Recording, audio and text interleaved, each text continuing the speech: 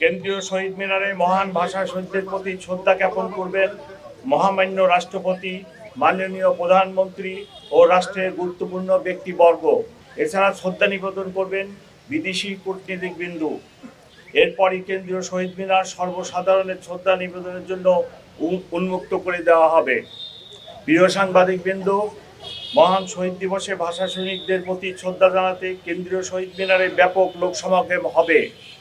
এই উপলক্ষে Dhaka metropolitan police নিয়েছে কয়েক স্তরের নিরাপত্তা ব্যবস্থা। পুলিশের পাশাপাশি অন্যান্য আইন শৃঙ্খলা বাহিনীর সাথে মোতায়েন থাকবে পর্যাপ্ত সংখ্যক স্বেচ্ছাসেবক।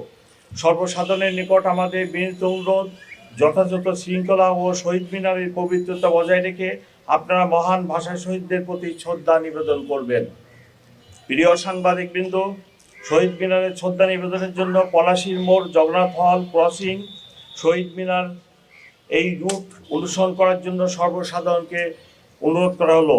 শহীদ মিনারে শ্রদ্ধা নিবেদনের জন্য পলাশীর মোড়, জগন্নাথ হল ক্রসিং, শহীদ মিনার এই রুট অনুসরণের জন্য সর্বসাধারণকে অনুরোধ করা হলো। এর বাইরে অন্য কোনো রাস্তা দিয়ে শহীদ মিনারে প্রবেশ করা যাবে না। শৃঙ্খলা ও নিরাপত্তার স্বার্থে এটি সবাইকে মেনে চলতে হবে।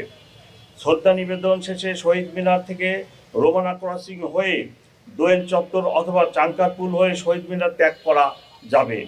মহামান্য রাষ্ট্রপতি, মাননীয় প্রধানমন্ত্রী ও রাষ্ট্রের গুরুত্বপূর্ণ ব্যক্তিবর্গের শ্রদ্ধা নিবেদন রাত আনুমানিক 12:40 দিকে শহীদ মিনার সর্বসাধারণের জন্য উন্মুক্ত করে দেওয়া হবে।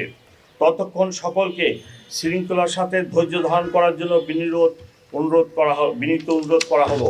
কয়েকদিন পূর্বেই অনুষ্ঠিত হয়ে গেল ত্রয়োদশ জাতীয় সংসদ নির্বাচন। আপনারা দেখেছেন অত্যন্ত সুন্দর এবং সুশৃঙ্খল পরিবেশে জনগণ ভোট কেন্দ্রে এসে ভোটাধিকার প্রয়োগ করেছেন। কোথাও কোনো নিরাপত্তা সংখ্যা ছিল না। অমর একুশের অনুষ্ঠানেও কোনো নিরাপত্তা সংখ্যা নেই।